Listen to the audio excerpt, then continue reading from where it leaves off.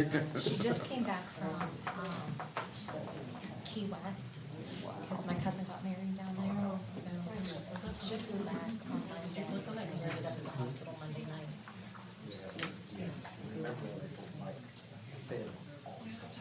Oh, that's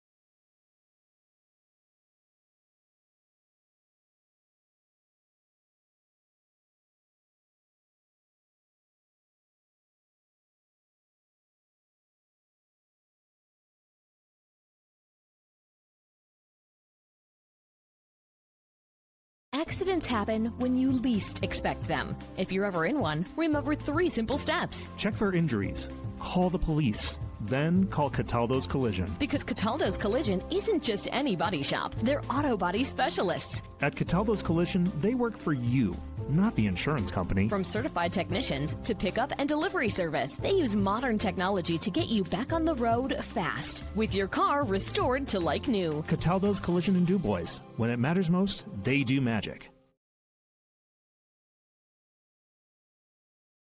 The meeting starts. 1 minute. And I know, ladies and gentlemen, This is like a horse race. I'm ready. Place your bets, baby. Place your bets. ladies and gentlemen, I'd like to call the regular meeting of January 7th, DuBois City Council to order. Would you please rise for the Pledge of Allegiance? Please remain standing for a moment of silence, followed by a prayer by Pastor Whitaker. I pledge allegiance to the flag of the United States of America and to the republic for which it stands, one nation, under God, indivisible, with liberty and justice for all. May we have a moment of silence, please?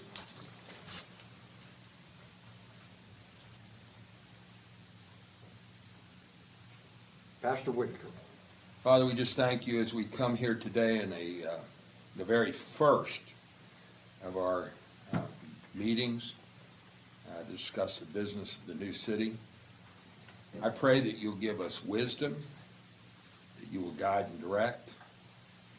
Lord, that this will become a great city again, and a place where people want to move to raise their families, that we can find more jobs for our people, and our young people won't have to leave to go find work elsewhere. Give us wisdom tonight. In Jesus' name I pray. Amen. Amen. Thank you, Pastor.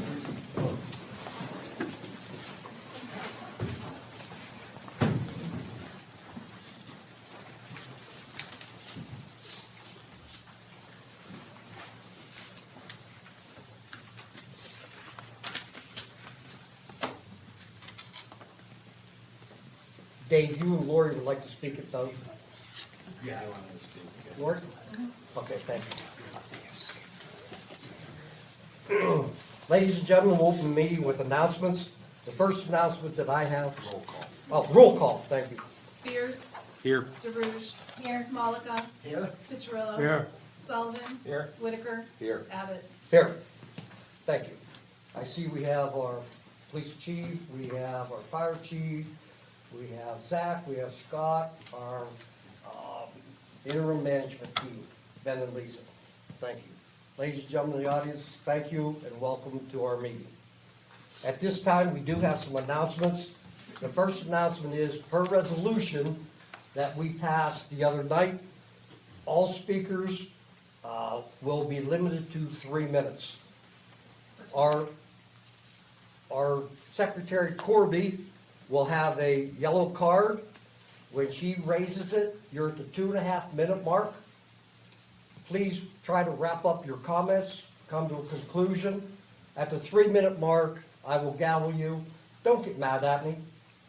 Just conclude and we'll move forward. Thank you very much.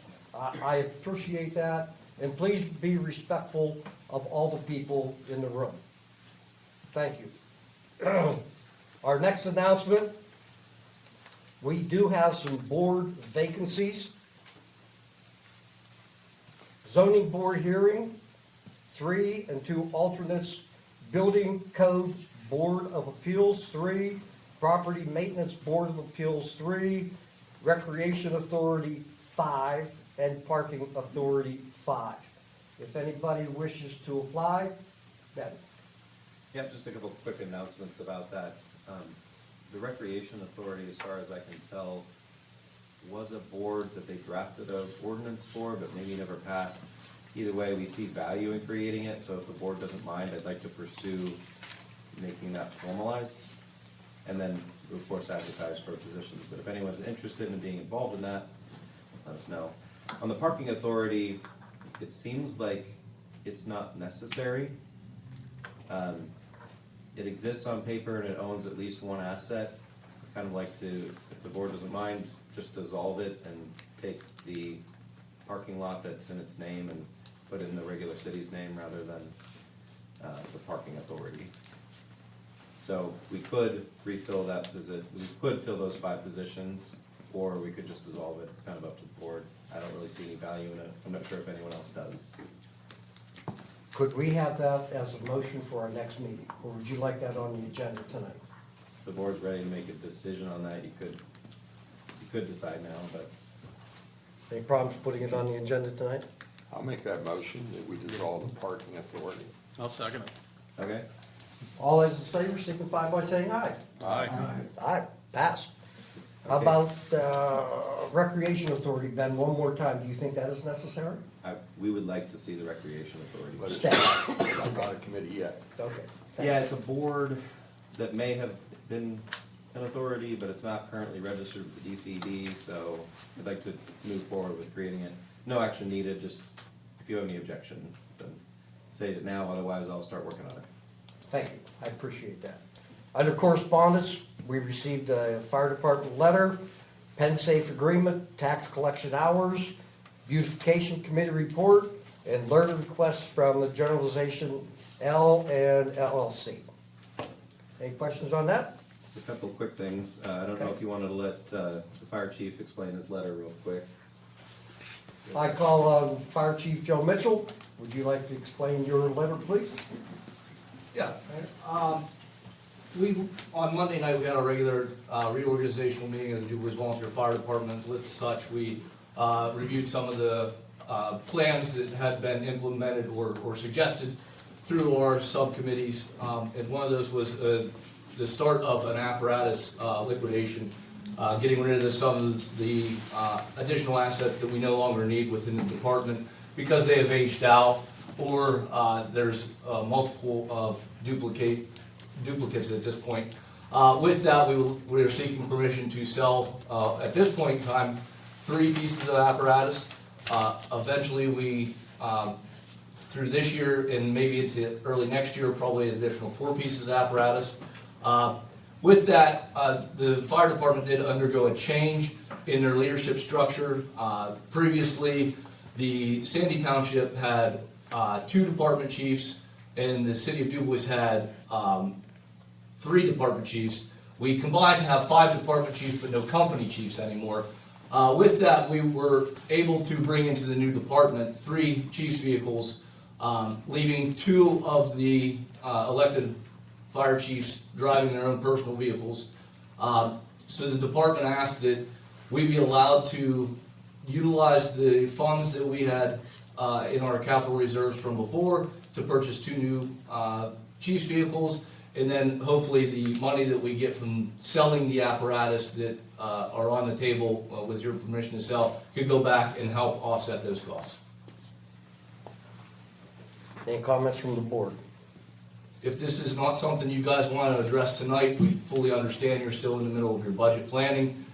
So I did want to get that out as soon as possible, just because it was at our meeting Monday night. What do you think the value of your 3 apparatuses that you're planning on selling? I'm hoping to get around $100,000 from those 3. They are the oldest 3 out of our fleet. And I anticipate the replacement vehicles being between $100,000 and $120,000. It just depends on what we can get. There are some really good end of the year deals out there right now that they're still carrying over if we can find some 2025s. They would be purchased through the CoStars program, which we are eligible for, so that gives us an additional discount. We did investigate purchasing used, but because of that discount on buying on the commercial fleet, we can actually get a new vehicle for cheaper than what we could buy a used vehicle for. Joe, are these gonna be crew cabs? Yes, yes, and there are, the fire department did discuss further, we are looking at buying pickup trucks in this case, because if that chief, if we decide that 5 chiefs is too many and we go back down to 4 or 3, we could then distribute those either to a fire company as a personnel mover, or we could move them over to a public works position or a different department within the city. So they would never be wasted even if the department does decide to downsize their leadership. No money coming out of city budgets, coming out of the fire. It would be coming out of the fire department's capital reserve fund. Wishes of the board, would you like to move this to our next meeting or I'm okay. You gonna bring that up under new business? under new business? We'll make the motion right now. I would make a motion. I that we second that motion. Authorize the fire department to move forward. Mark makes a motion to authorize the fire department to move forward with the expenditure, seconded by Mike. All those in favor signify by saying aye. Aye. Aye. Motion passed. Thank you, Joe. Thank you, guys. Pen safe agreement, Ben? At the last meeting, authorized us to sign off on the pensive agreement, and Councilman Beers asked that we bring it back to the board just for disclosure. So that's it, just there for your viewing. On the tax collection hours, I did want to spend just a minute on that. The last council had directed us to have tax collection advertised as all hours that were open across the street. We are asking that that go back to 4 days, and the reason is this. We have to do reconciliations like on a weekly basis. We bring in the taxes for 4 days, then we need some time to stop taking payments, do the reconciliation, do the bank deposits, and transfer the money to the school district, the county, and the city. And so that generally works out best to be Friday. That's not to say that we don't take the payments. To be clear, if you come and we're open, we'll take the payment, we just can't print out a receipt during those hours. And so if on Friday you came, we'll take your money, but you won't actually see it reflected until Monday when we reopen the program. So since the last council had specifically said they wanted it open at all times, that really caused challenges, and I just wanted to raise before sending this into the county for the advertisement on the bills, that you're okay with it being 4 days where you can pay and we'll actually print off a receipt. Otherwise, you bring your tax bill and we just stamp it, you don't actually print off a receipt. Does that make sense? Yes. Any objections? It's my understanding Monday through Thursday, 9 a.m. to 3 p.m. I'm looking at that on the letter. Yep. Thank you very much. And closed Saturday, Sundays, and all legal holidays. How about over lunch? Is there a lunch break, or will somebody be Someone there? will be there. Somebody will be there. Do you need that as a motion? No, just wanted to let you know.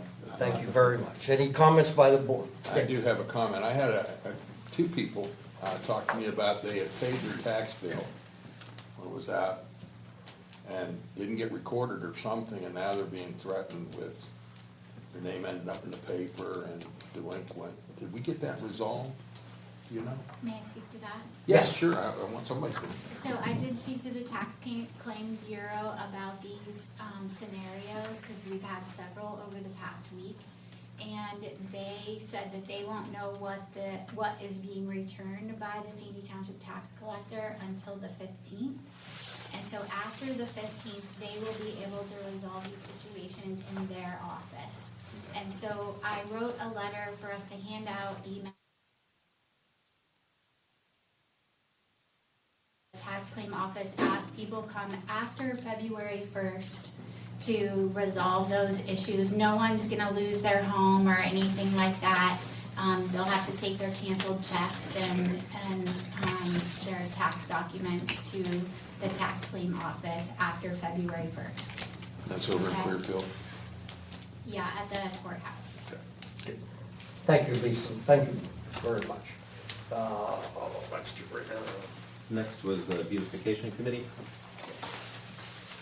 As you may recall, the last council created a beautification committee in August or September. There is a letter here from them that reports what they did and asks for something kind of unique. They sunset it at the end of the year, so there is no longer a beautification committee.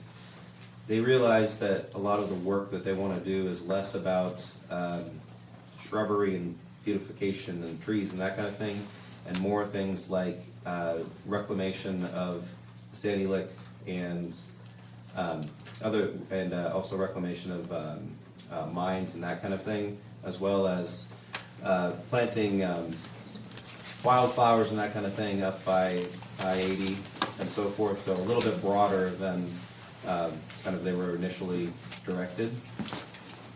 Therefore, what they're asking is that we create an environmental advisory committee. Well, actually, I should say they approached me and said, what do we do to be more broad? We don't want to be a beautification committee. And looking at the law, the thing that seemed to make the most sense to me was to become an environmental advisory committee. That's something that's under statute. It's already an existing type of committee. And so if that is of interest to the board, I can go ahead and draft up the appropriate resolutions in order to do that. If there is no interest, then I won't waste my time. So generally speaking, is that something that you think that you'd like us to work up for you? Is there any Is around? this a board that was appointed by the city? It's just Because the the letter says it was appointed by the joint board. Yeah, well, it was at a joint board meeting, but it was only the city. Okay. That's true. I'd like us to hold it not till the next meeting, so I can investigate. Ben, can you find out if there's any other communities in like in the northwest part here that has this, that we could look at some of their projects to see if it's worthwhile? Yeah, I don't know if there are any right around here. I've never actually worked with them, but I know in the southeast I've seen communities that Yeah, if you have. can get some information. Yeah, I can research more. Okay. Sure. Mark requested that this be put on at a later meeting. Do they? Yeah, if we get the have a problem information, with that? I'd go I with don't that. even know if we have to take a vote on that. No. Okay. This is, honestly, we don't normally vote on anything in this first section. It's just information only. That's good. Lerna? Zach, do you want to describe that? So the new owners of the old coal block plant property, they're doing some renovations down, I'm sure everybody's seen it over the past year. They have proposed a new building on that property also, and they have applied for a LERTA application, which is the Local Economic Revitalization Tax Assistance Program that lowered this 10-year tax break. And it has to go through a three-step process. First step's here, local government. Second step is local school district. Third step is the county. And all three have to agree on it to get the tax break. So this is more informational right now. I've never done one while I've been at the city, so I'm still doing some research. Ben's gonna do some research on it, but it looks like we're gonna have it for our next agenda on the 21st. So we should have some more information. If you have any questions, feel free to ask. Is that akin to KOZ? No, it's not anything like a KOZ, actually. I don't believe you have any active KOZs in this area. We do not. Yeah. Alerta essentially, oh, sorry, did I not pass out enough laptops? We got it. Yeah, we're getting, we just went to I'm sure another they're just screen. fixing it. Yeah, LERTAs are usually 10-year, I haven't read your ordinance. It's 10-year, yeah. 10-year, it's essentially a 10-year tax break where, and by what it does is, the property will continue to be taxed at the rate that it currently is before the improvement, so it incentivizes people to invest in building properties and improving them, and then they don't have to pay the additional tax, or it's a tiered structure over the course of the coming decade. So it's a great incentive to get people to improve their properties without getting the initial hit on their tax bills. That's good for you because obviously those properties are gonna last more than 10 years, so you'll get the tax revenue from them eventually. But it's a good incentive to build and do good things. So if we approve it here, then it moves on to the school and then Right. goes to the county? From what I understand, you haven't used your LERTA in years. Yeah. Because you've been here a decade and haven't had done one, right? So, anyway, at this point, it's just a notification, I suppose, that we got the letter. Since it's been so long since one has actually been done, we needed to check on it. Got it. Okay? Yep. Thank you, Sherman, for taking care of this. Okay. I sort of missed what was discussed, but that's okay. It sunsetted when I started. Anything else under correspondence that I'm missing? What sunset? I'm sorry, I missed that while I was, Oh. I think there was one when, maybe when you were here. I don't know, it started while you were here working. yes. There was one. The way that one was structured was 10% a year increase. So Pretty common. every year it added a 10% to the increase in their taxes.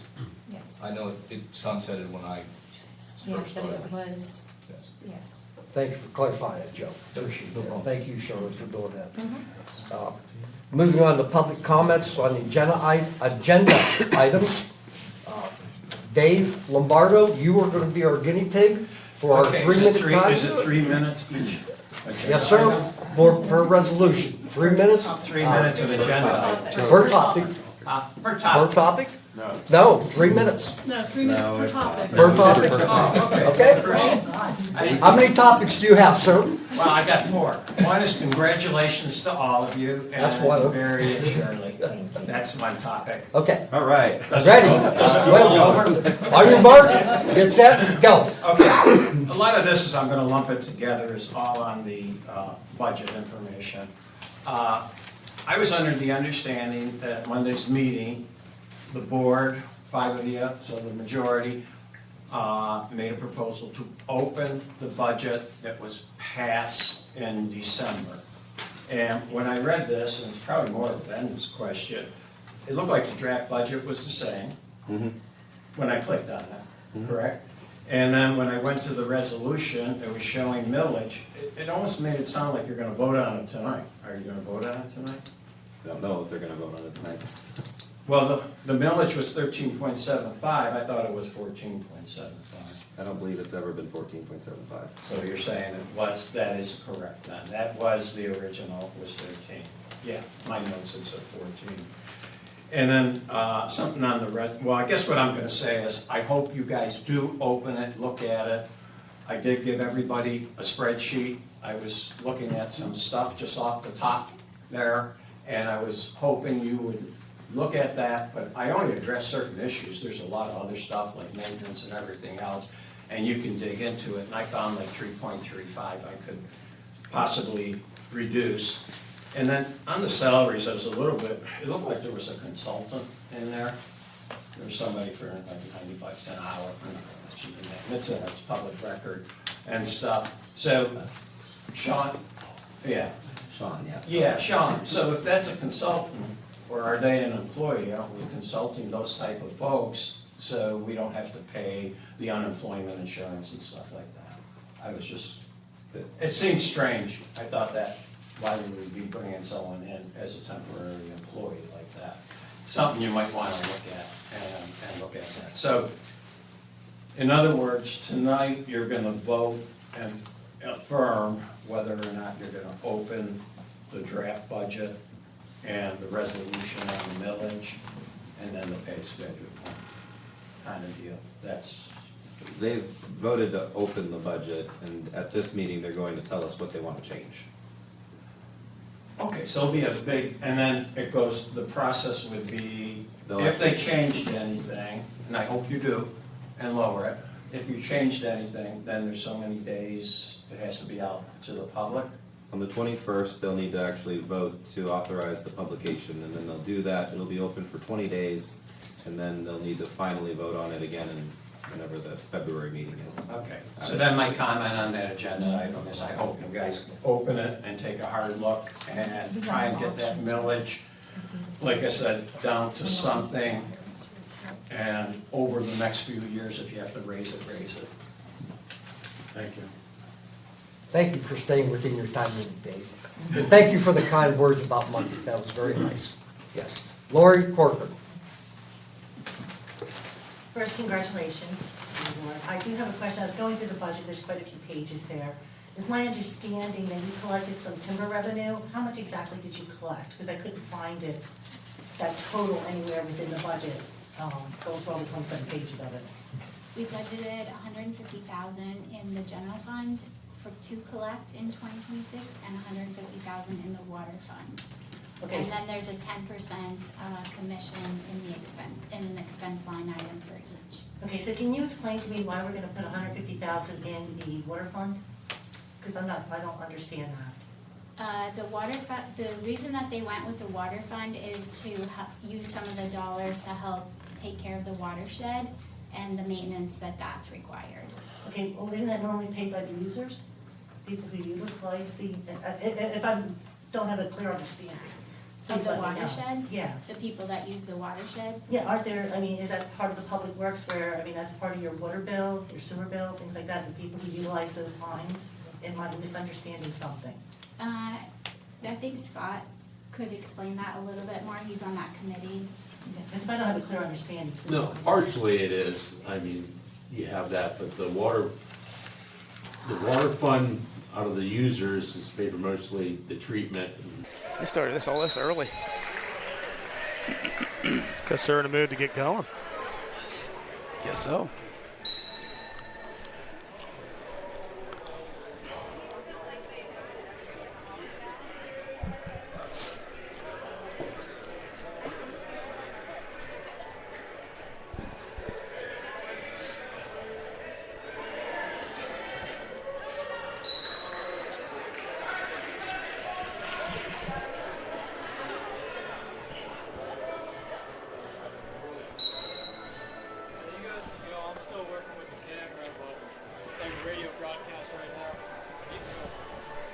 Can we start now? Okay. Okay, welcome to Altoona Area High School Fieldhouse for tonight's wrestling match between the visiting DuBois Beavers and the home team, the Altoona Mountain Lions. I'm Chuck Fair alongside Keith Lipionka, and we're excited for another broadcast of DuBois Area High School Wrestling here on Tri-County TV. Well, Keith, since our last broadcast back in December before Christmas, season is well underway for both of these schools. Yeah, I mean, happy holidays, everybody out there. It's great to be back. I hope everybody had a safe and fun holiday. But, yeah, so since we last seen these, especially DuBois, they were at the Powerade and had, I believe, some other matches in between there. But we are back full throttle now, and we are basically to the second half of the season and pushing into the postseason. So you're going to start seeing some kids, make adjustments and get a little tougher. Conditioning is going to be better, and it's turned into the good time of the season. Yeah, you're going to see a good stretch run here through January, then early February when the dual tournament season starts. Then the individual tournaments come mid to late February. So right now we got some exhibition matches going on here before the varsity match. We got at 188 pounds, we got Nathan Kreiner from DuBois against Anthony Riccio of Altoona going on right now. Well, Altoona is off to a pretty good start this year. They're 6-0. The majority of their matches, they came at the Hampton Dog Duels back on December 13th. They went 5-0 there, and their only other dual meet match was against the District 6 AA powerhouse Chestnut Ridge. They opened the season back on December 3rd, and they were a 38-31 winner there. They also took third at the King of the Mountain tournament, Central Mountain, and they also competed alongside DuBois at the Powerade tournament at Kennewick Millen High School back over Christmas break. There was a Monday, Tuesday there right after Christmas before the new year. Beavers, meanwhile, they come in at 4-7.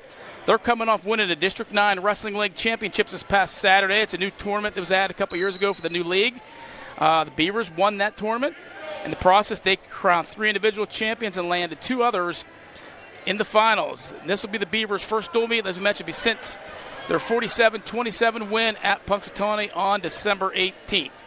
So obviously a lot to look forward to here for the Beavers. Yeah, so back to that league, District 9 league. I believe that is a combination of all AA and AAA wrestlers. Am I correct with that? That is. Those who chose to join the league, Clearfield, I think, might have been one of the only District 9 schools that opted out since they compete in the Laurel Highlands Athletic Conference. So they compete in their league championships, but they'll wrestle the postseason in District 9. So still. obviously, when you get into the postseason, you have AA and AAA in both District 9. So this gives all the wrestlers, all the student athletes an opportunity to wrestle against every wrestler in that weight class in the district. So it's almost like an overall district champion, so to say, which makes things kind of fun for these kids. And it was actually a free tournament in terms of scheduling points.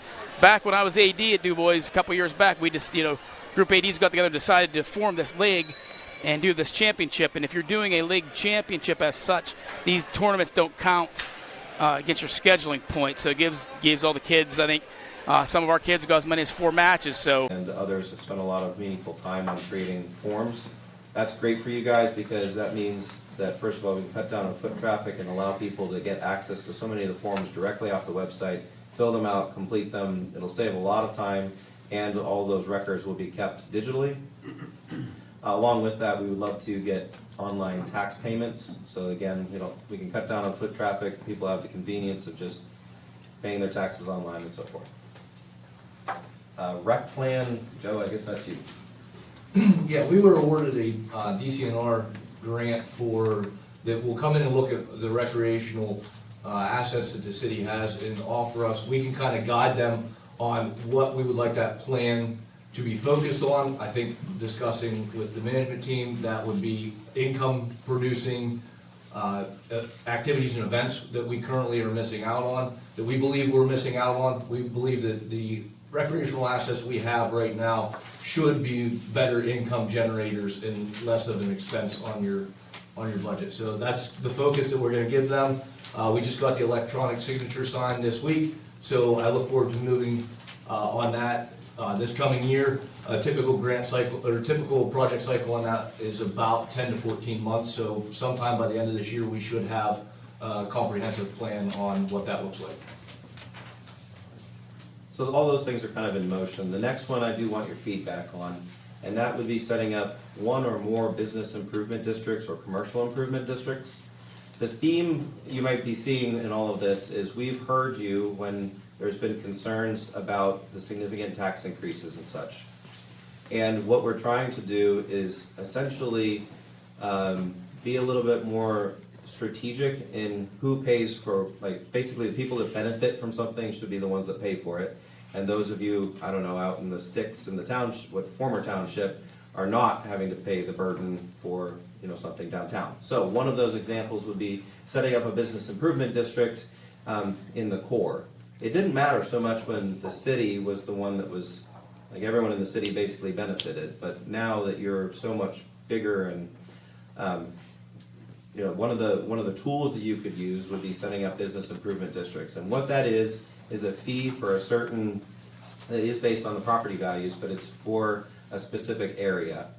So we could, for instance, say a business improvement district for, Long, Washington, Scribner, whatever. You can make a map and say this area is getting a small fee added on top of their tax bill, and that money is then used by a local committee, almost like a chamber of commerce in terms of its granularity, but it still has kind of the force of being local government.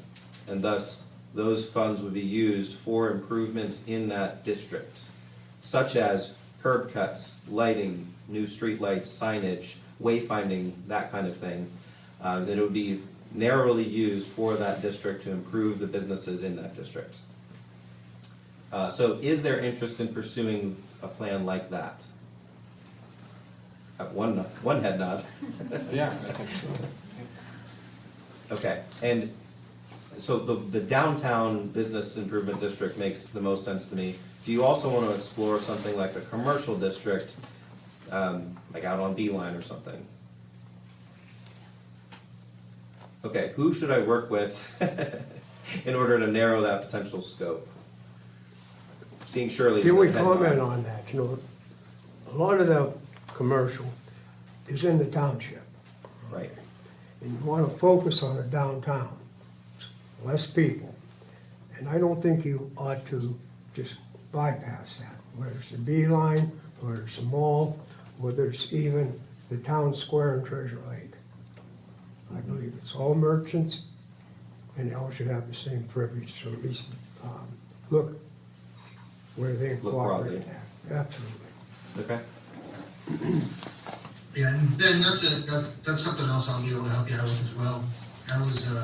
I've served as the solicitor for the Business Improvements District in the city of York for a year or so. I was also on that board, so I'm pretty familiar. Perfect. Comment on record, Oh, yeah. digitizing our records. Knowing what some of our quotes came back at, can we look at maybe summer help, like college kids, and do our own scanning? Yeah, now that we have Laserfiche, we could look at doing scanning in-house. We put it on the back burner because of the cash crunch that we're in.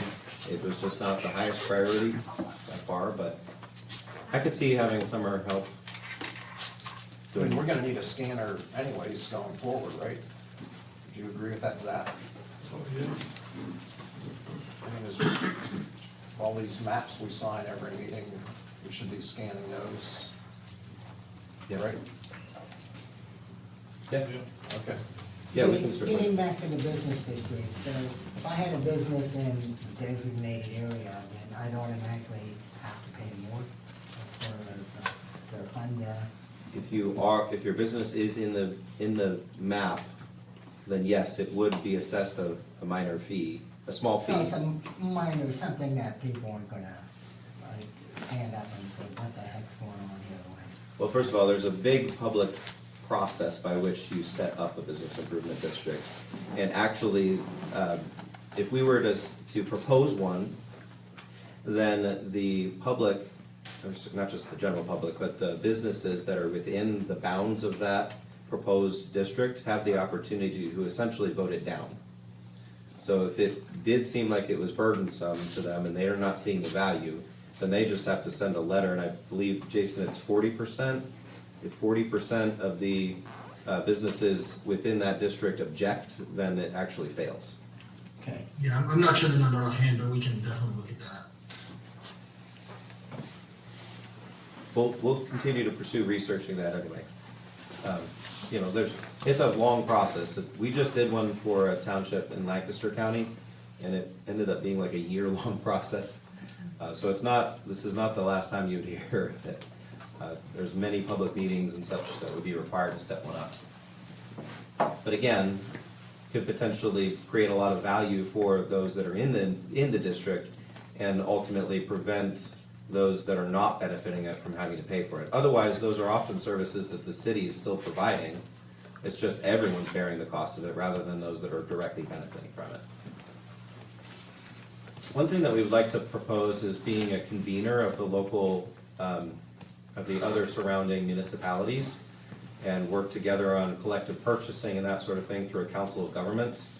So if there's interest in that, we would love to at least meet with the surrounding municipalities. And that doesn't have to be within Clearfield County, it can definitely be those surrounding in Jefferson County as well. Is it possible to include private business in there so Treasure Lake could take advantage of that? I think Treasure Lake should definitely be at the table. I don't know to the extent that they'll benefit, but yeah. Filling vacancies is a kind of obvious and top priority, such as a manager search and so forth.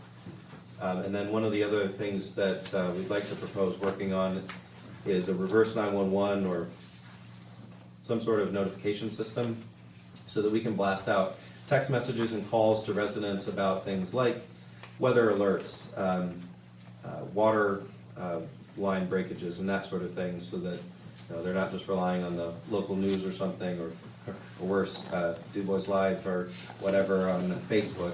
Instead, you'd be getting a legitimate text message from the city government.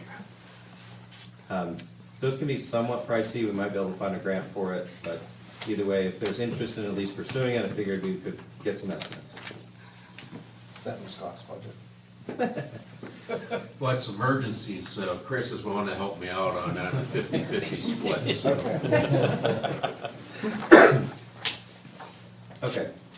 What's missing? What else do you want us to work on in the coming year? And by us, I mean either Capital Strategies or a future manager. With limited resources, I think you've got enough on your plate. I think that's a good start. Yep. Okay. Then we can build on it.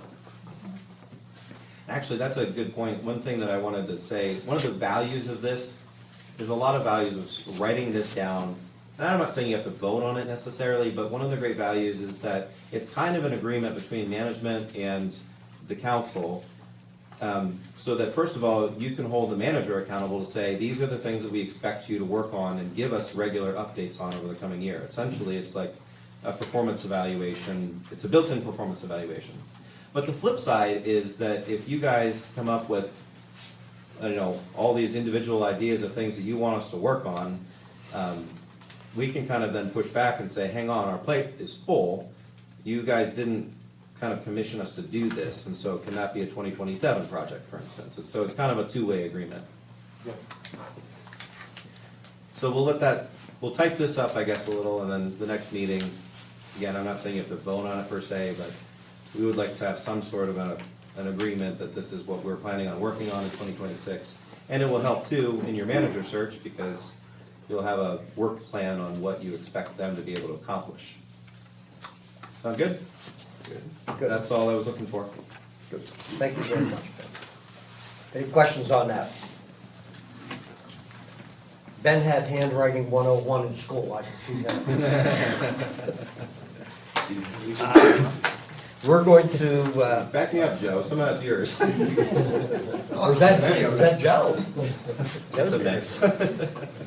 Listen, we gotta have a little bit of fun here too. We're gonna move into unfinished business. One of the businesses we talked about the other night was the appointment of a governance committee. I did speak to all three of these gentlemen. I would like to hear a motion to appoint Sam Mullica, Bill Beers, and Dick Whitaker to the governance committee with Catherine Strategies as a non-voting member. I'll make that motion. Second? Question. Okay.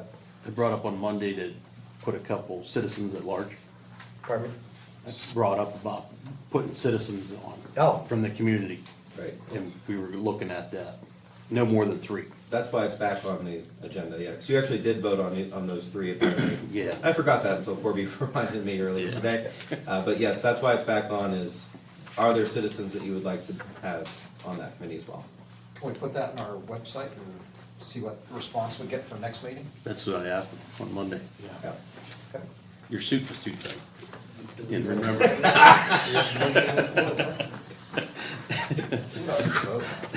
No, we don't have to vote on it. You do not have to vote. I apologize. Yeah. Thank you. The question was more, do you have anyone that you want to appoint? Bill, good catch. Yeah. So we're gonna add citizens to that. Will the website describe what this committee is? Yes. It will be described to anyone reading. They'll know what it is and what the duties will be to serve on this committee. Yeah, to rewrite the chart. When you get into the website, Yeah. Yes. to include Yeah, we can the put it on the purpose website. and expected, yeah. Sure. Good point, Mike. Thank you very much. And now we come to reopening of the budget for 2026. And we have resolution 2026-013. As a reminder, you did open the budget. This is a discussion about that. Goodness, for sure. So, Lisa, I believe, had a few thoughts after the meeting on the reopened budget and what we're looking for in clarification.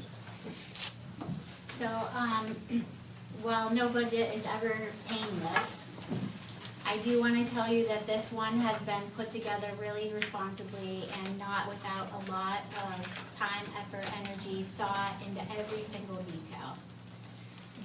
So when we talk about the tax rates, just to be clear, to reiterate what's going on with taxes, the former Sandy Township rate in this budget was going from 9.125 to 13.75 mils. And the city is going, former city is going from 11.75 to 13.75. And while these are significant, they are to equalize the tax structure and then combine the communities without any service reduction as it's laid out today. Okay? There have been a couple benefits since we put this together. So we've seen a little bit of reduction in workers' comp, which is reflected in the numbers that you have. But we also just last week got a little bit of a reduction from what we had planned in property casualty liability. And that was about $75,000 lower than what we had planned in the document. And I have heard from several of you about the $150,000 that is currently in the water from the timber sales. And seems to be some interest in moving that to the general fund. So you could see about that about a half mil. You could consider about a half mil reduction. That wouldn't have a huge impact. I'm going to say that right there, but I'm going to come back to that, okay? One of the other really big uncertainties in the budget is the large MMO for the police. And in the past, I guess I don't know for sure how Sandy Township had done it, but the city had paid for healthcare and pension out of a line item that wasn't shared among the departments. And one of the things that I believe is important in finance is to share that among the departments. So each department is paying their portion of that impact. So when we moved that 900,000 MMO for policing, potential police obligation, part of that is because we're not done bargaining with them.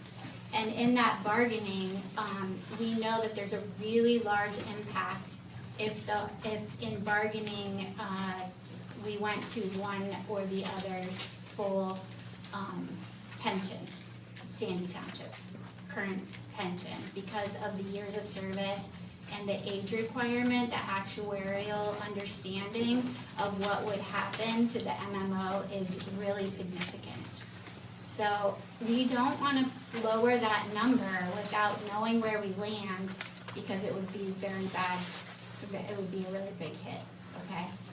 So there could be some room there, but we don't know. So I want to speak that to you, because I've had a lot of people ask about that number, okay? Any questions on that? No, okay. So with that timber sale potential being moved into the general fund and the $75,000 savings, like I said, we could consider a little bit of a reduction in that tax rate. But the other thing that I want you to be really mindful of, I talked about this on Monday, is that cash flow is really tight. Right now, we have less than 1 month's worth of operating expenses that we are moving from the former communities into the new city banking. And GFOA recommends 2 to 3 months of spending to be available in the fund balance in in any of the funds, and then the rest can be moved into investment or capital, whatever. And so I really want you to understand that this budget that we put together is not about anything excess. We're not, there is some surpluses built into there to pay for capital projects that are separate, but this is not about us saving hundreds of thousands of dollars for the future yet. And while we flow that, and I've worked on some cash flows over time, every reduction that you consider, which I totally understand, by the way, I pay taxes too, it's going to cause your financial stability to be stretched out longer. So today I spoke with the staff in the staff meeting and I said, please do not spend anything. We need to look at every dollar that's going out of here before we hit a send button or an order button so that we make sure we're doing the top priorities as far as spending, because we're gonna pay our people first, and we're gonna pay our insurances, and then our vendors will, unfortunately be a little bit further down the line. So I just want, you to know that this budget that we have put together continues services where we're at. There's no staff reductions. There's not a lot of excess for the future. That's gonna come over time. So with that, I am ready and willing to hear all the changes that you would like to make in order for us to prepare a new budget for advertisement on the 21st. Anybody like to start? I'll start. Go ahead. I'd like to see all the department heads come back with the needs and wants of what they have in their budgets right now. Because I think there is some bloating in the budgets that we could cut out. I feel this first year we come as a community, as one. It's like buying a house the first time. Everybody tells you, you gotta buy this, you gotta buy that. Down the road then, you're thinking about, why'd I buy that? I didn't need it. We gotta let the dust settle, because everybody's just coming together and see what we actually need. We have the core of the budgets, and everybody knows how their budgets are run. And let's see what they actually can sustain until we have the dust settle to move forward. I just feel that we can't let our people, we're trying to correct a wrong in 1 year, and we can't. There's more job loss. There ain't nothing on the horizon right now to pick up where CNS is losing. That's 110 good paying jobs. We gotta look at Penn State next year is gonna be rolling out of here in 27. I don't know how many is there, if somebody has a number of faculty, over there. I don't know, but I mean, I talked to Mike Armini the other day when he was here. I said, we need to sit down with him to get really rolling on getting some good job paying in here to sustain this. Another thing we need to look at, and I know it was a hot button issue before, is we got some property that I think we should look at maybe leasing it out to do some natural gas drilling. I mean, the state does it. It's very, I think that would be a lot, and it'd take the burden off our people. And I know that's been probably, Scott, probably 10 years ago. And believe me, it's not a big bad wolf. I mean, it's very beneficial. I've talked to the executive director of the game commission. He was in this area 3 weeks ago. And he says that's the only thing made them survive. So, and we have enough ample land that, we might be able to lease it to a gas company and make money back. Look at Allegheny County down at the airport. They're doing very well with that. Heck, they just rebuilt it, $1 billion. And they're using a lot of that. They're still drilling on it. So I think that's something, when you said, Lisa, think out of the box, we need to look at that down the road. We also need to look at maybe, some buyouts of some older employees. I mean, because we have a lot right there. And the fire, I've been in the fire service 30 plus years. I can't believe I'm saying that, but it's been that quick. I don't see us needing a fire administrator right now. That's 40,000. There's 5,000 in there for a task force. That's for the water. We don't need that because they can get reimbursed out of the 6-county region. You know that, Joe. That they can get that through the county right there. There was a couple other things I know in the township. We always bought small equipment out of our relief funds, and I seen there was 25 in the budget. That's something that we already have that we can use. We're not limited, We can look at that. That's 25. In there for training, same thing. That's why relief association funds are there for training, to use that also. And I know you guys, have different ways that you did it, but now we come together and we're looking forward, not backwards. And that's what I'm looking at.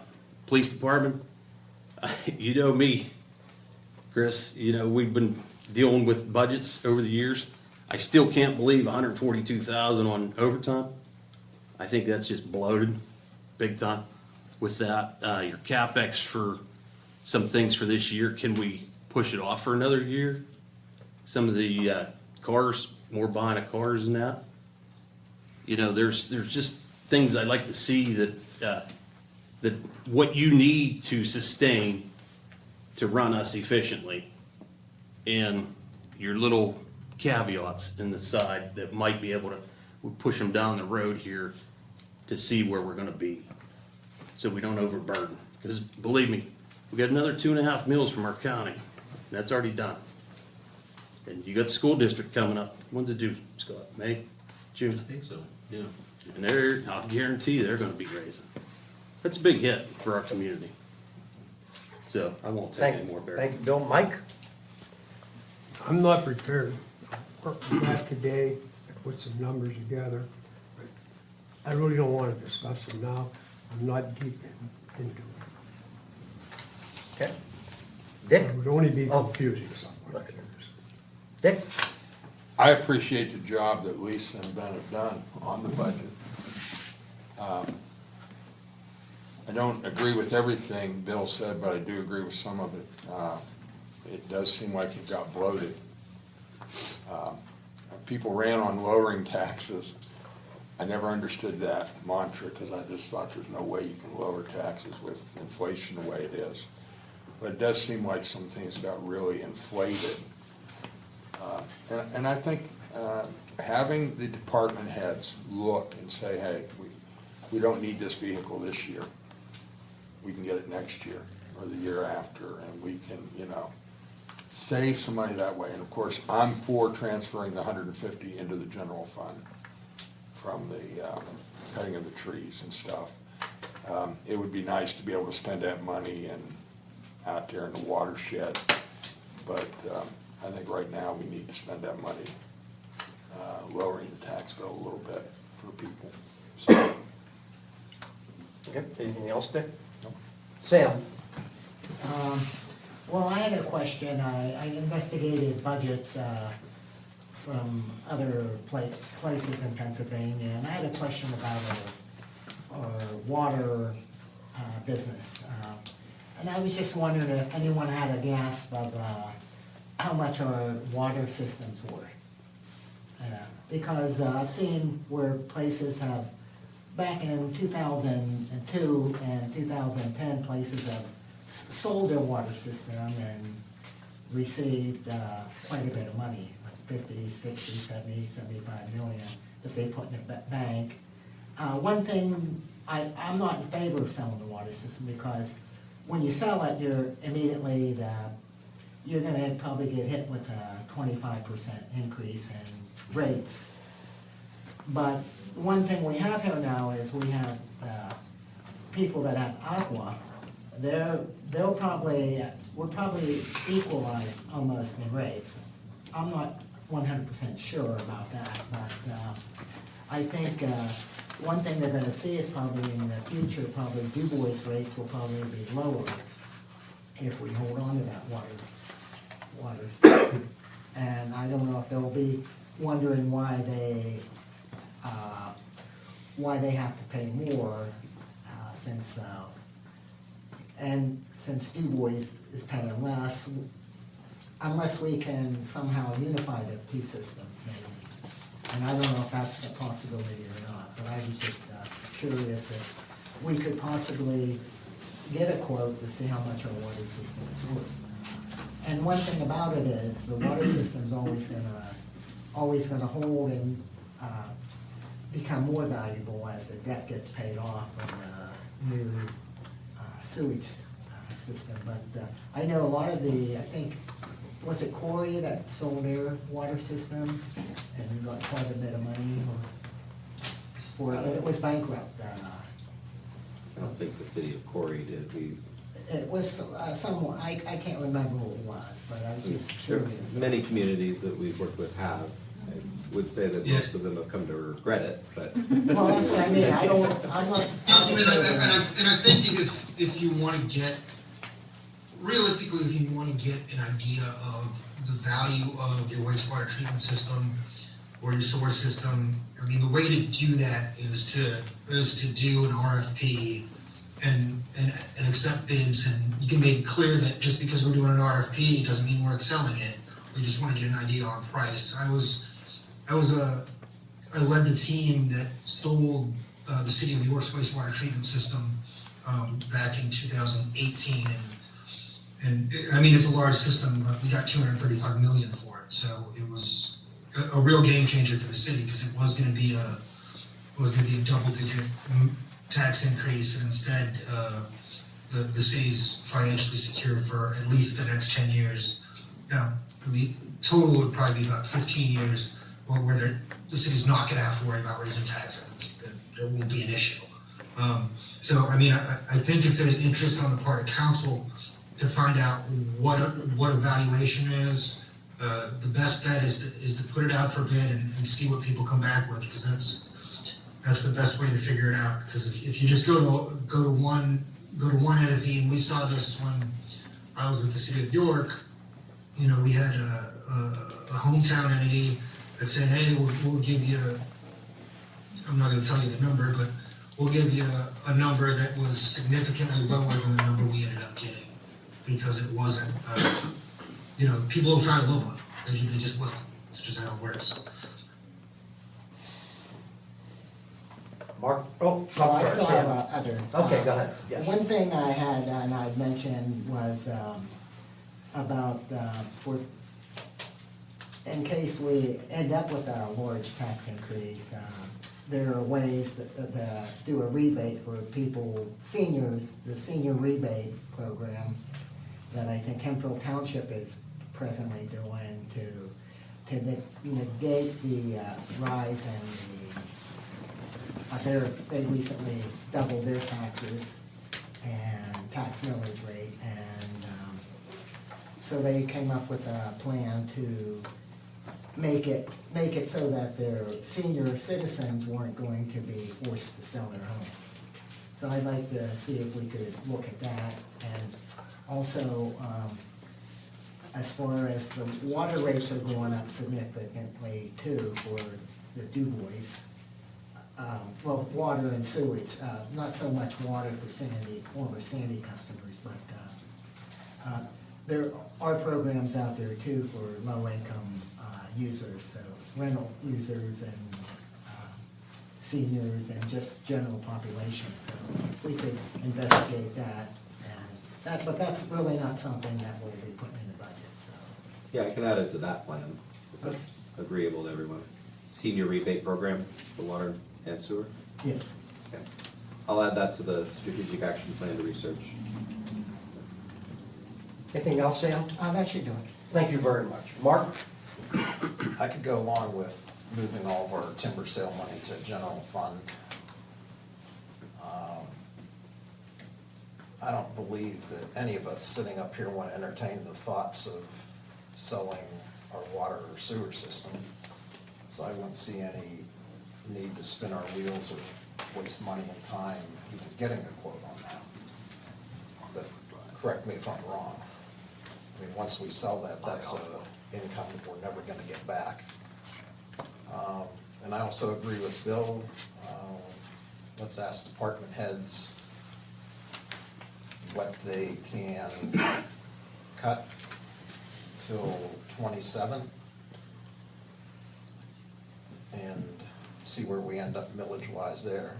I do not agree with all the cuts that Bill brought up, but I think department heads, Chris, I'm gonna pick on you. I saw where we had a transport vehicle.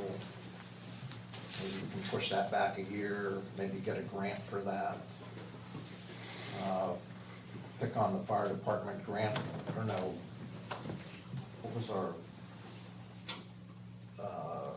40K for Fire administrator. Fire administrator, maybe hold off a year there. But just those small items add up.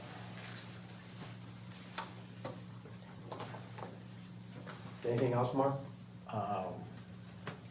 No. Sure. Did a little homework, listened to a lot of people. I know one of the things I kept hearing about was the police budget and being 42%. But I did a little bit of research throughout the state, both the east and western and central portion of the state. And actually, in the state of Pennsylvania, municipalities allocate anywhere from 35% to 50% of their operating funds towards the police department, so we are well within range. But I am in favor of the transfer of the funds. I do agree with Bill and Mark and Dick about looking at each of the department heads, see what the wants and the needs are and where we can possibly trim back from there. I'm even in favor of looking into the payouts of the older employees, if that would be a possibility, and also reevaluate the vehicle purchases. Anything else? Nope, that's it.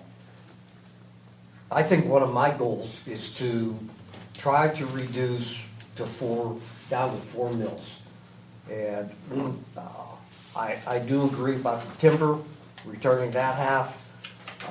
I did, when I talked about police vehicles, I did talk to the chief about the transporter van. It's 100,000. I looked at the public works about the number of new vehicles, if we can reduce 2 of those this year, that could be another 100 and some thousand. I looked at that fire new tanker, $500,000.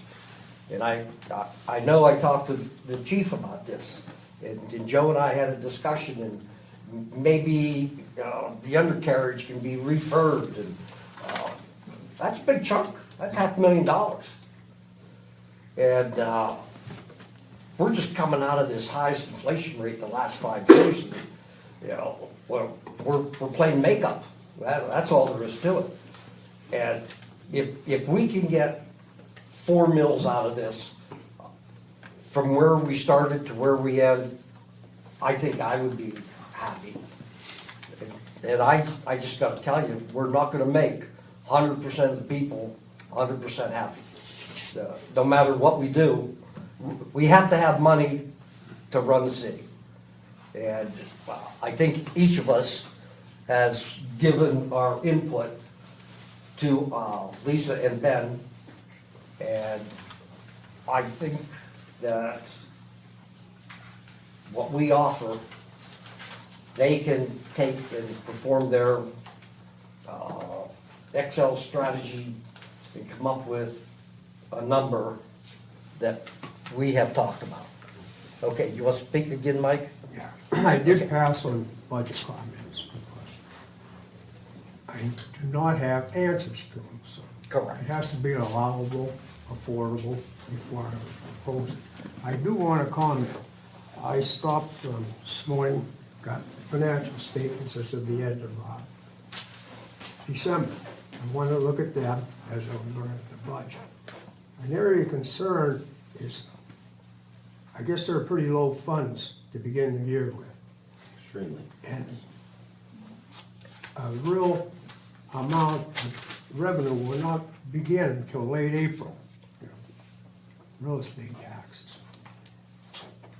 And you may have to be considering soon, unless you have a whole bunch of accounts that have excess money, a tax anticipation note. I don't know the last time there's been one, but we may have to consider that early. And I'm not sure how many banks will accept that. They'll be anxious. They don't have a financial statement for 2 years. And I really believe we ought to look at that early as part of the budget. And be ready to pay bills if the revenue doesn't show. Okay. Thank you, Mike. And Lisa, didn't you refer to Sandy Township bringing over some funds to start our new budget payment? So, both communities together are bringing over in the general fund, around $400,000. So that is from, the operational side. Primarily, we're moving $2.4 million from the capital programs of each community into a capital program for the new city. 1.7 million of that is earmarked for Rackpede Match and Kiwanis Trail. So therefore, that leaves $751,000 that's more free for capital purchases or match dollars for the grants that have been applied for and will be applied for. But we will be coming to you to say, okay, we are going to need to borrow from ourselves for 2026 in these first 3 months while we cash flow payroll and insurances and those types of items on the front end. And then once those tax dollars start flowing back in, then we will put the money back into the capital while still working on cash flow to get us through to that time next year when taxes flow in again. So it's going to be a really precarious position over the next couple years to get to more financial stability. So every dollar that you cut from taxes is going to stretch that out, is the understanding that I want everyone to just consider, so. And you're right, we can't fix everything this year, and we're not going to. Barry, did I understand you to say you'd be happy getting our millage increase down to 4 mils instead of, where we start out closer to 6? We're at 4.625 right now, the Sandy Township. Where did it start? That's the increase. Yes, where did it start when was it like 6 point something? 9.125. 9 so from 9, we came to 5. 13.7. No, you're talking about different numbers. Okay. Sandy Township was 9.125. Right. We never threw out a number that was like 6 mils or anything. Right, okay. But the increase, The increase has always been in the 4 range. It's- high 4 though, wasn't it closer to 5? No, I don't think It's- so. Well, there were discussions at the table about that, but that was never where anyone landed. So right now, in this proposal, it's 4.625. I mean, just the few things that were brought up here, we could easily get it to 4. What, 350,000 is a mill, that's what we talked about? That's roughly 350.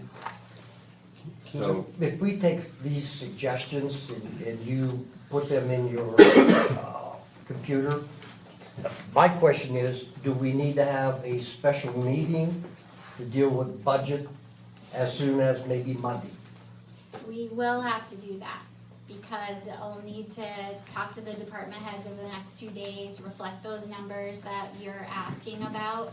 We'll make some changes based on the conversations here, and logical changes, okay? And then we'll come back to you on Monday with where we land, and. can't be Monday. Can't do Why? Monday, we don't have enough time. We don't have advertising time. For a special meeting?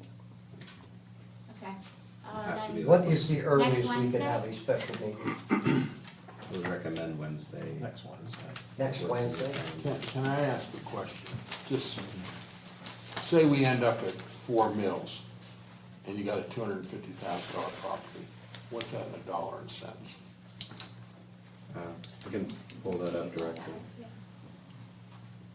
While we're thinking of the date. Because I think when you talk about mills, people say, well, what's that mean, you know? And it really is based on the value of your property.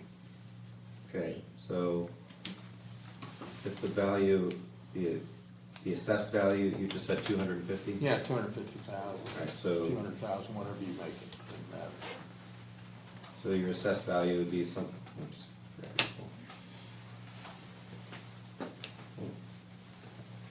So the increase for Barry's house, if Barry's house could sell for $250,000, you'd see an increase of $700 or like $60 a month. Now, that's not the value of the average home around here. It's much less. Right, okay, whatever the value of an average home is, I mean. It would be, Extrapolate that out. we're looking at something like, what the current proposal is something along the lines of $25 a month increase, or $300 a year for, we'll say, an average home in Treasure Lake, just. Yeah, because it's not the true appraised value, it's the tax appraised value, right? It's The based assessed, The yes, the assessed assessed, value. right. The assessments are a lot lower. Will the water funds have to be raised since we're taking the money out of the timber sales? Will that have to be I think- adjusted on the other side of the? The water fund did have some surplus, and the purpose of the surplus is to take care of some of those projects that we're seeking grant funding for at the Anderson Creek Dam, because those are multi-million-dollar projects, and so some of the excess surplus would go towards that match. And so, the answer is, I think for 2026, we would be okay. Now, could we have just voted on that and just set, like we had voted before to split that, could we have just made a vote So, to transfer that money back to the general fund? because this is a council manager form of government, you guys don't have to mess in the line items like that. Why there was even a vote necessarily in the fall was maybe unclear to me. But What you do need to do is give us direction, generally speaking. So I wanted to walk through each of these real quick, and then we can come back to you on Wednesday. Does that work for you?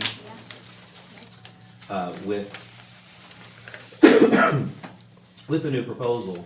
But I wanted to walk through each of these real quick and see generally where you're at, so that we know you're building something that you're likely to vote for, right?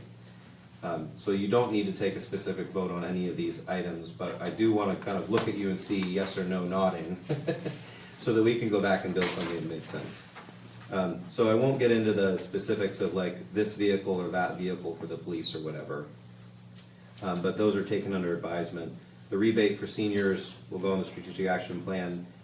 Selling the water system, it's not gonna have a 2026 impact, but generally speaking, is there an interest in, is there a majority interest in even putting an RFP out?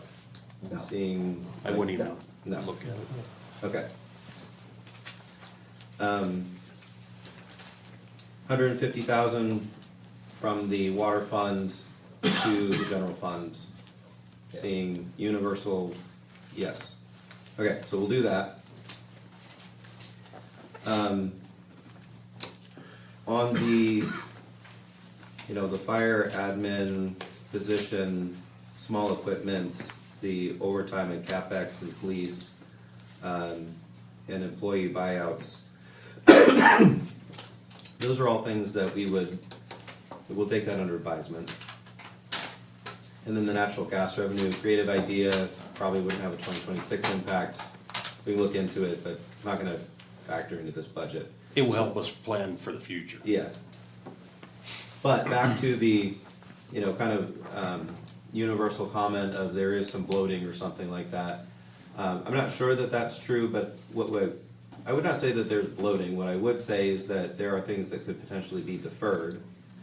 And so if you give us a target of what you want, not getting into the nitty-gritty of the line items, but if you told us we absolutely want you to take this 14.75 and reduce it down to 14.25, 14, something like that, you tell us that I would like a kind of definition to, and then we will go make that happen. So I've at least heard, and I just want to say one quick thing again, which is to Lisa's point as she opened this. That may be the short-term relief that you're looking for, but it's still going to cause consternation when it comes to cash flow purposes and rebuilding any kind of funds. So as much as it might hurt this year, just as a general caution, it might make more sense to take it on the nose in 2026, come out with a little bit more cash and lower taxes potentially, or at least not raise them in 27, just as a general precursor. But back to the question at hand, you're saying there's some bloating. What's your target? Is it a $500,000? Is it a $250,000? Is it a whole $1 million? Well, Ben, can we get the department heads that bring their wants and needs back, and then we can look at that by Wednesday, what they can see, because they know what, well, yeah, we'll throw it in the budget, see if it sticks. So Everybody does that. Right, but you already asked us to do that and we did. Yeah. So, you asked us to do that in the fall, and we've already done that. We've gone back to Well, multiple we've done it times. several times before when we did budgets in the township, and we said, hey, you need to go back and look at it again. And I'm saying the departments are not gonna come back with anything significant, and so you need to give us a directive that says, tough on them, you need to go find a $500,000 or whatever. I'm at 14. You wanna take it down to 14 mil? Right now, we're at 14.75. Affirmative. I cannot vote for anything less than 14. Well, we were at 13.7. Oh, for general? Yeah. Oh, no. No, that was everything. Yeah, 13.75, I'm sorry. 13.75. So you want So you wanna go, You're gonna go down to 13. I was trying to lose 3/4 of a mil. I was agreeable to losing 3/4 of a mil. So Okay. we can go to 13. 3/4. I was fine with the original budget, and I Okay. thought that, I thought if we weren't gonna save a significant amount of money opening the budget, then it wasn't really worth all the time spending to try to do minor cuts. I was right there with Sam I think we were the 2 no votes on reopening, but if it helps to appease other board members, council people, I'm agreeable to 3/4 of the mill. Yeah, I'm not gonna complain if it goes down, but, I just stick to what my original, feelings were, so. Okay, so to put it in perspective, that house that we just used as an example, if before it was a total of 13.75, now, if you drop that down by 1/4, the bill would have been $300, now it'd be about $250. Would it be dropping it by 3/4?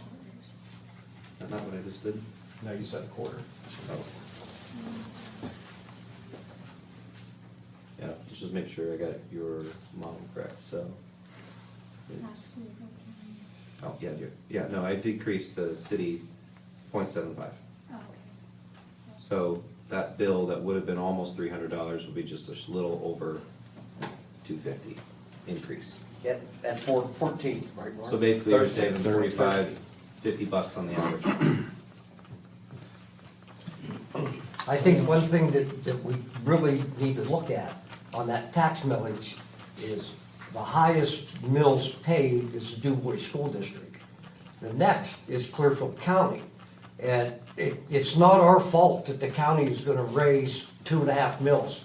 That's their income. And here we are coming in as a new city looking for income.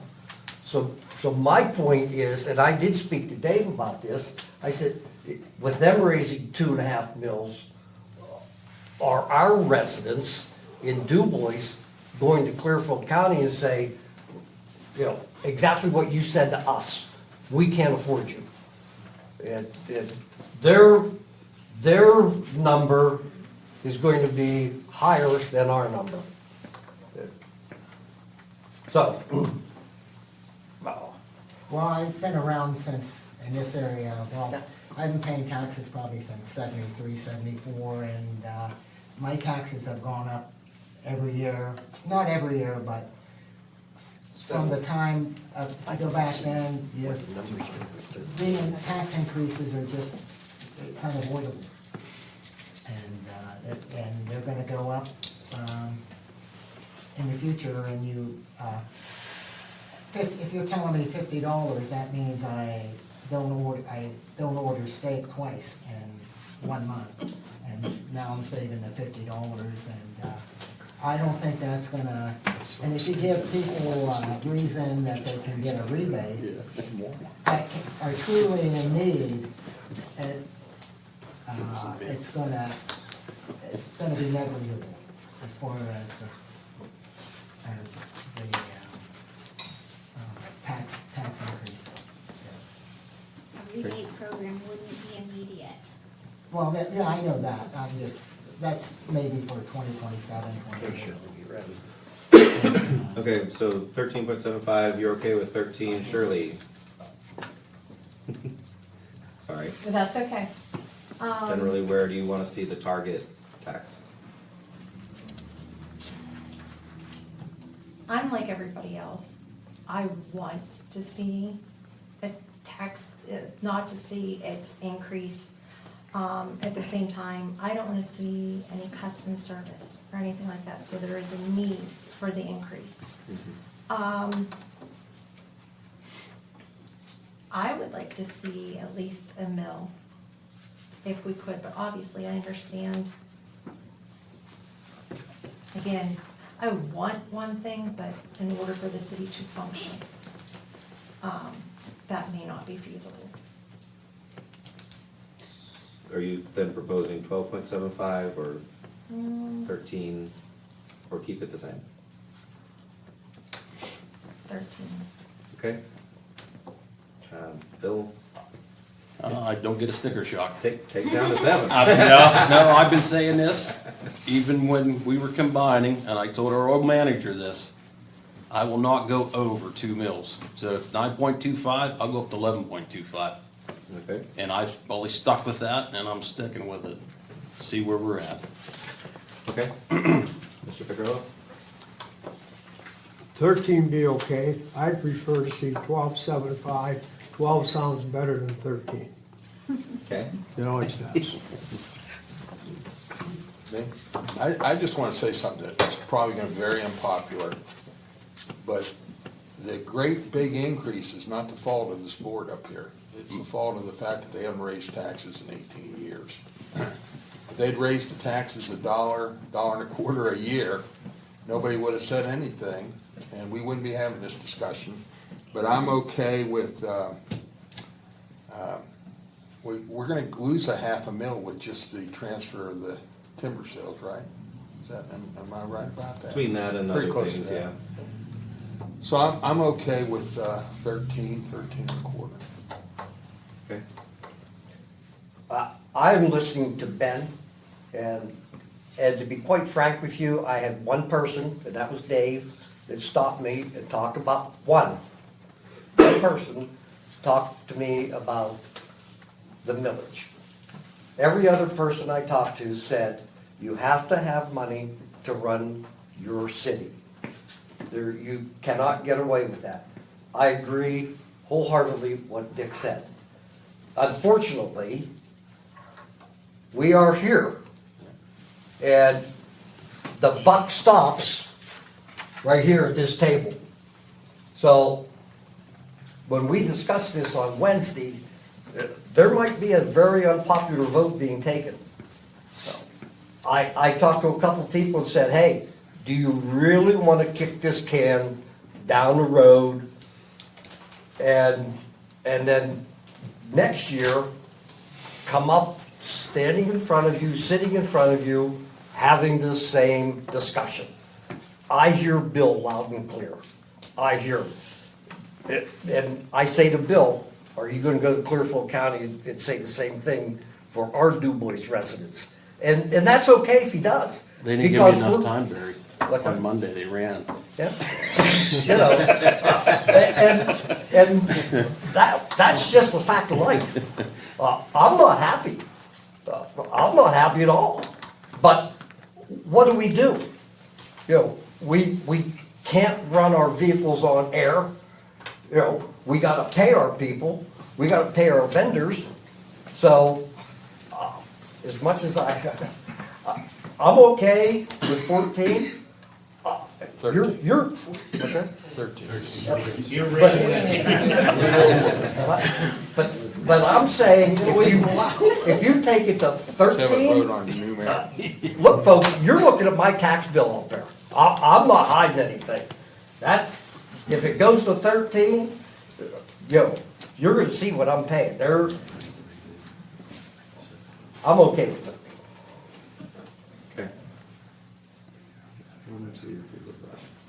Ben, can I get a clarification one? On the increase where it says 5.5%, but below it shows 42.7. 42.47 is actually the increase. What is the 5.51 increase? That's the grand total of all your real estate taxes. So the school district and the county, which you just said was, yeah, it's going up 2. So really, to make this very... It's going up 2.5, yeah. Yeah, so the Sandy Township resident would be seeing on their municipal bill, 42% increase. However, on their overall real estate taxes, the combination of the county, the city, and the school district, it would be 5.5% higher. Yeah, we don't know what the school district is, but we're not voters in the school district. We're not setting the school district, and we're not setting the county. Correct. But we also have to keep our eye on them. Yeah, they're driving. Do you have directive now? You have somewhere? I mean, I think we have, yes, we have clear direction, yes. I'm not entirely sure how we'll do it yet, but we understand what you want. Before we get off reopening the budget, do we need to amend the motion to have a special meeting under new business? It sounds like we will, yeah. I would like to talk about that for a Okay. minute. So, if we have a special meeting on Wednesday, then I also believe we should schedule another special meeting beyond that, because in case we can't get it all done, because we have to have everything compiled and ready by the 21st. and I'm leaving to go on vacation on the 20th, so I need it done on the 19th.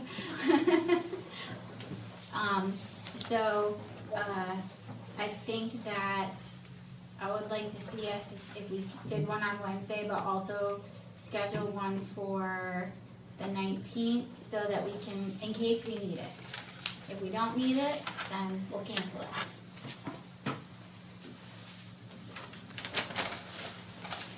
I think you need me, but I can't be here on the 19th. This is at 6 PM, not another 8 AM. No. Okay. And Come on, Shirley, we'll do these two meetings will have the agenda be budget for the budget. I'll make a motion to advertise. I'll second that. And you want to put that under new business, or can we just do it right here, Ben? I think it's fine. You want to schedule a special meeting on the 14th at 6 PM here, and the 19th, 6 PM here. Correct. Okay. Any questions on that on the board? Does that mean, should we take a vote on that, or are we okay with that? Yes, you should. All those in favor of the two special meetings on the 14th and 19th, please say aye. Aye. Opposed? And that motion was made by and seconded by? Mark and Dick. Okay. And Ben, I think that'll move those other items from unfinished business. I mean, obviously we can't talk about the tax millage rate until we know what the budget looks like, so. Yeah, now we do have a problem with the ratification of wages and salaries, though, because we have to run payroll on Monday. We didn't touch on wages, changing anybody's wages, did we? Yeah, I would assume that we will need to come back to you with a budget that does not change people's wages. Yeah. So I do think you need to take action on that so we can pay people on Monday. I'll make that motion. I'll say, you're talking about resolution 14. Resolution number 14, that's right. We have a ratification of the wages, salaries, and administrative benefits for 2026, resolution number 2026-014. Motion by Dick Whitaker, second by Mark. All those in favor signify by saying aye. Aye. Opposed? The ayes have it. As a minor parliamentary kind of thing, could you also then move to postpone the resolution 13 and 11? You might as well postpone the employee handbook as well, because we've been dealing with payroll issues and stuff and weren't able to get it done. Do you want that till the 21st?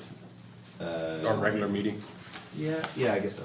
I'll make that a motion. Motion to Move 013 and 11 to our regular meeting on the We're moving them? 21st. Yeah, And what was the date, Bill? the 21st. 21st? The That's Wednesday. fine.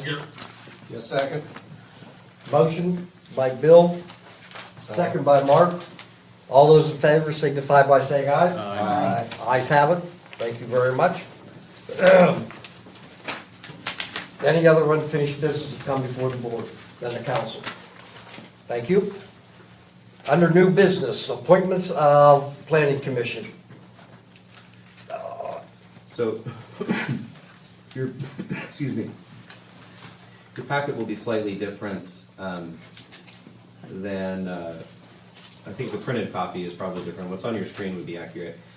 We found that we needed to write a resolution to slightly modify your number of planning commission members, because there are currently 5 in the ordinance that we pulled in, and the recommendation, correct, Zach, is to go to 7? Yes. You see that there are 6 names on here. There's one that expressed interest that did not confirm yet, so we'll probably need to appoint that person at a later date. But here you see the 6 recommendations along with that resolution, changing the number to 7.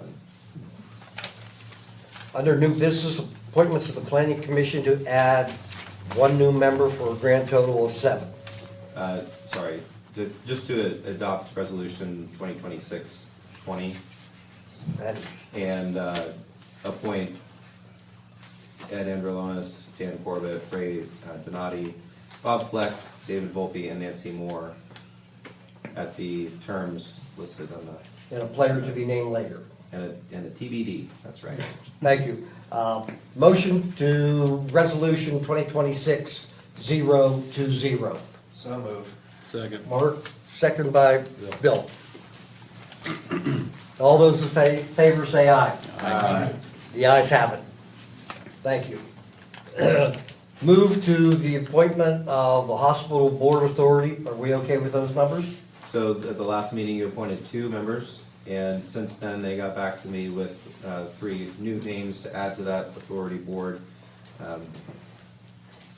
Scott Kunzelman, Ed Nelson, and Marion Picarillo are the terms that are listed on the agenda.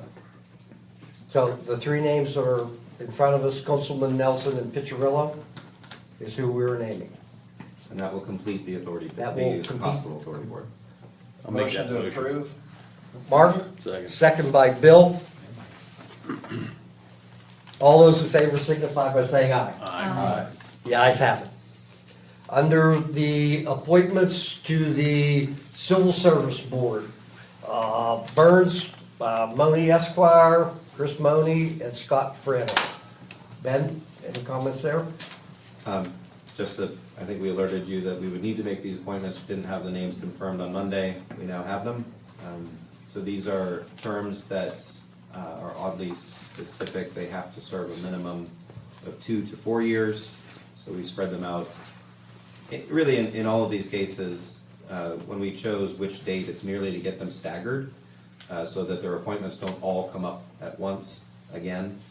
And so by choosing, let's say, Mr. Burns, and saying that he would be at the end of next year, it's not because we, do or don't like that person, it's just, we're trying to stagger them so that their appointments are reappointed staggered, that's all.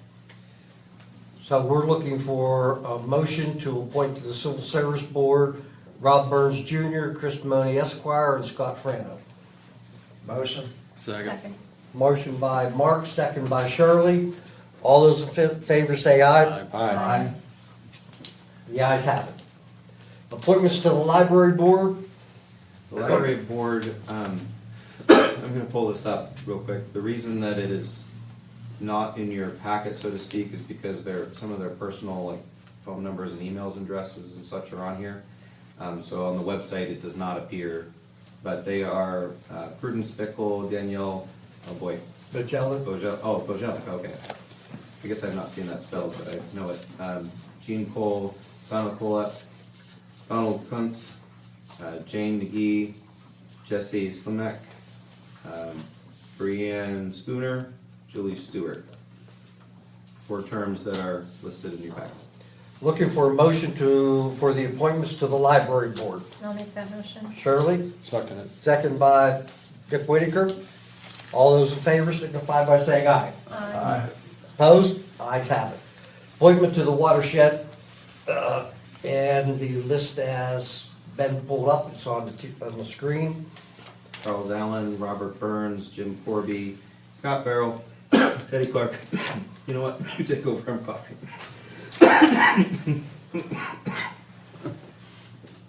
Robert Idings, I'll take cold for you. Ben Huff, Joseph Hummer, Robert Idens, Jeffrey Korb, Jim Korb, Eric McCoy, Mike Murray, George Murray, and Anthony Simplizio. Looking for a motion for the Watershed. So move. So moved by Bill. Second. Second by Mike. All those in favor signify by saying aye. Aye. Aye. The ayes have it. Under new business, we need to address the fire letter.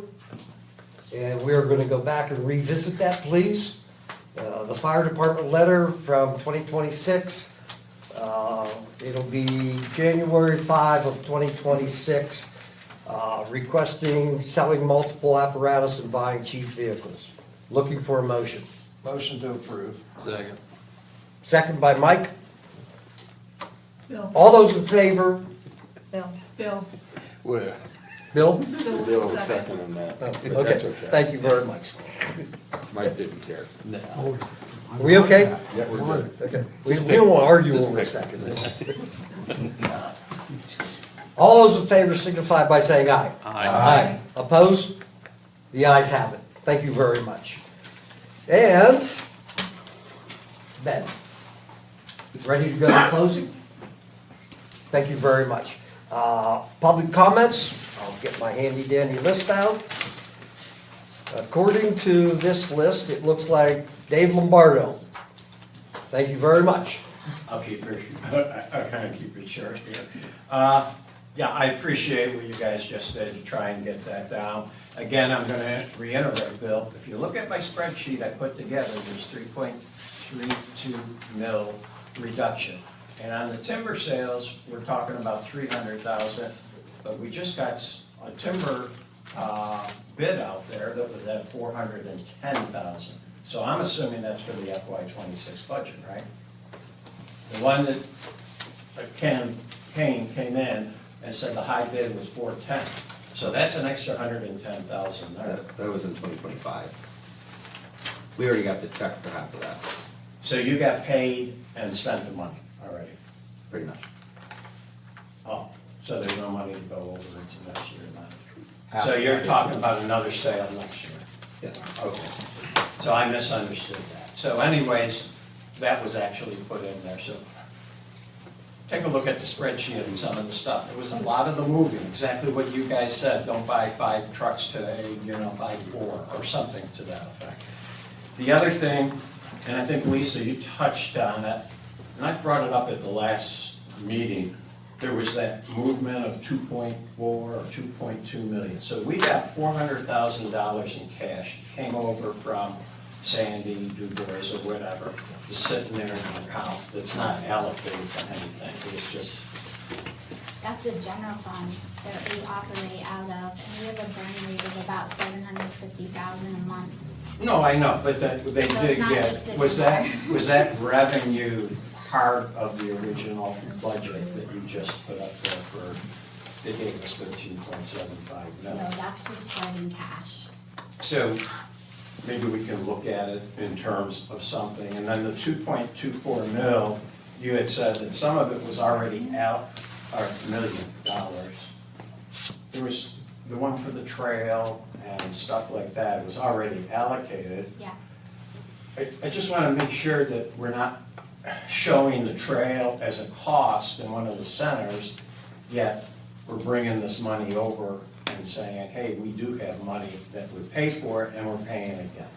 I just want to be assured that we're not double costing that. Yeah, we're definitely. 30 seconds, Dave. We showed that 750,000 project, and we also showed the earmark funds that were available for it. Okay, so it was accounted for. Thank you very much, Dave, for within the timeline. So I appreciate that. Lori, I have you down for another comment. Yeah, just real quick. Thank you for your time. I don't think anybody here blames this board for the condition that we find ourselves in. I don't think anybody really blames you guys for any of that. So thank you for taking the time, reviewing and looking at the budget. The only comment I would make, and I think I heard you say it, Ben, was that if we bite the bullet this year, then next year taxes probably won't go up. That's never the case. So that's a statement I probably would never make, is that because taxes always seem to go up, no matter what, even if we are in a better cash flow situation. I do think sometimes there are wants and needs, and maybe we need to look at those things a little closer. Things that we think we need, maybe we don't. It might just be a want for the foreseeable time. And some things can be pushed a little further out. I don't think that that's an unreasonable request. So a lot of the things everybody said I do appreciate, and I appreciate your time and effort in the budget. Thank you. Thank you, Lori. Moving on from public comments, we're gonna go to board comments, and I'll start, honest, I'll go in the correct order this time. Sam, I'll start with you. Yeah, as far as raising taxes go, I think everyone would be happy if we never raised taxes, and that's what's happened a lot to a lot of municipalities, and especially this year, is many have had to raise their taxes double digit, and it's just not unusual for us to be doing it now either. So I think the problem is that everyone wanted not to raise taxes, and at some point we do have to raise taxes. So But we'll see how the cuts go and see if we can minimize, not minimize, but just get it down a little bit. So, good luck. And Mark? I think everyone knows how I feel. You don't have record inflation without, and not raise taxes and expect to operate a new city. So no apologies for raising taxes. That's it. Thank you, Mark. Sure.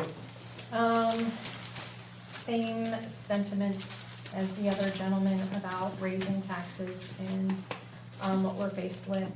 I do want to say thank you to the folks at the Rights Theater for Monday, Public House for the food and catering, Remy and the young lady that was our vocalist singing, and just everything that took place and the work that went into Monday's celebration. And I do want to thank Ben and Lisa, because I know this is yes, exhausting. And we keep coming back wanting more from the two of you and try and work some magic. And I just want to say thank you for all the time and effort that you've put into this and to our community. You're welcome, and if you don't mind me butting in real quick, despite the fact that I'm not on council. You're on. Go, Ben. I wanted to deflect that thanks a little bit to the team, particularly Public Works for doing such a fine job cleaning up all the snow over there on short notice, and the administrative staff that made everything happen, from setting up food to, well, I'd even point out that like Corby came back to the office in between the organizational meeting and the following and printed out these laminated nameplates and was able to get the mayor and the council VP listed before you got back into session. So there was just a lot of moving parts that the staff did admirably well. Thanks. So my question to our administrative staff is, our nameplates, even though they look professional, thank you, Corby, you did a marvelous job. Yeah, they're a laminated piece of They paper. were created by Corby on her computer. And I think we really appreciate that. And please note, thank you, Corby. Please note that we did not pay $50 a piece for them. Is that? It cost a piece of paper and some ink. Yes. And a laminated. Yes. Thank you. Yeah, Bill? No, I just want to thank everybody. I think we had a very good discussion tonight, and that's what we need to do for our people. You know, everybody has value into this, and we need to look out for our people, and I think we are. And everybody's doing a good job, but, you know, it's like anything else. You know, if we can tighten up, we can tighten up, and we move forward. But we gotta just keep moving forward, but we gotta make sure we're sound, too. So, but no, I think everything went well on Monday. Kudos to our employees. I know it's been an up and down the last couple of years. This year's gonna probably be an up and down too, till we get everything settled, the dust settles, but just hold in there with us. Thank you. Thanks. Mike? Not mentioning taxes, the boring subject, but something I've heard in a few meetings I've attended is the users of the water, and that association to the watershed. And if I'm wrong, Scott, tell me, because we do that anyhow with the fire company, we tell each other. But am I correct that that feeds every fire hydrant in the city and township, former township? What was that? Comes from, that water comes from that watershed in the dam. Oh, yes, correct? yes, everything. So that means everyone who lives here is a user. Yes. In effect. I want that cleared. How many hydrants, do you have an idea? Maybe Joe does. We're just under 500 hydrants There you that go. we service. So you are a user, whether you're hooked to the line or not. Yeah, that includes the tanker shuttles that go everywhere else. And Very good. Doesn't include Treasure Lake. That's not included. yeah, when you got a fire, they've shuttled water in there before Yeah, because but of, not coming out of the fire hydrants. Yes, it does. they do now, Yeah. sometimes. That Not that all city the fire time. hydrant in front of the We pay gate, for it. that holds a lot of water in the treasure lake. Yeah. That's city water outside that gate. Yes, it is. That you're using in Treasure Lake, just so you're aware. But inside, we pay for that, hydrants. rentals. Yes. Yeah. Our community pays for that. Yes. Yeah. Each It's Treasure not cheap. Treasure Lake pays for its rentals, doesn't it? Mm-mm. No. We pay for We it. pay for it. We pay double, Dick, what we pay in the city. Yes, which needs to Yeah. be addressed. Yep. Mike, that was a very good point. Thank you very Yeah, much. I hope Anything else? everyone remembers that. Yes, anything else? Yeah. No, that was enough. Thank you, Mike. welcome. Dick. It's a tough discussion tonight, but I appreciate the job that Lisa and Ben have done. And we're trying to squeeze some more blood out of the turnip, so to speak, and it is difficult. We do appreciate all of our workers and volunteers and everybody that does a great job. And I'm looking forward to serving with our new mayor and vice mayor, whatever she's called there, and looking forward to a very productive moving forward. Thank you. A couple things I would like to call our board's attention to. In our packet our meeting on Monday, we received an invitation to the Business Bash. And I would appreciate it if members of our council would attend. The cost for a person is $45, and for a couple, it is $80. I would really like to see members of our council attend. I will tell you right up front, my wife and I will be in attendance, representing the city of DuBois. It'd be nice if we could fill a table. So if you do, please refer back to this. Get a hold of Jody August at wherever it tells you to return it. And I'm looking forward to have a nice group there at the end of January. Ladies and gentlemen, you have just witnessed good government in action. And Bill did reference that. I think we had a very open and we had a very honest discussion with our city managers, people, Scott and Joe and Zach and Chris, and our public. And listen, it's not easy. It's gonna be what it's gonna be. I said it before, I'm not happy. Enough said about that. Back to what Ben did reference. I would really like to thank our managerial team, Ben and Lisa. I'd like to thank our public works people. As it was mentioned, at the spur of the moment, they had to clean Scribner. They got on task, they cleaned between the hydrants, they salted, they got everything in tip-top shape. Man, so you can walk there with your flip-flops on, Barry. Yeah, I did not have flip-flops on. Thank you very much. I don't wear them, as a matter of fact. I didn't want to scuff up my cowboy boots. But seriously, our public works did a great job. Our police force, that was wonderful. All the officers coming in their dress uniforms to be sworn in. It was a sight to behold if you were there. Above all, Corby, thank you very much. She carried a yeoman's job, and sometimes that gets pushed aside. She was here early in the morning. She drug us down to the Rights Theater to make sure everything was fine. We need a table. Miraculously, a table appeared. So, Corby, thank you very much. You're welcome. I would, like Shirley mentioned, would like to thank the Rights Theater under the direction of Jane Heverly, her staff, and getting the theater prepared. It was an awesome event. Please help me with Remy's last name. Awesome, good. For singing the national anthem, it was beautiful. And finally, all the dignitaries that showed up, and Rick Villello, Deputy Secretary of Community Affairs and Development, I thought that was very nice. I think we need to keep them close to us. And with that, any other comments? Motion. Motion by Bill, Mark? I did it, son of a gun. Second by Bill second. Bill. All those in favor say aye. Aye. They don't even look alike. They don't have a beard. Thank you very much for coming out. Accidents happen when you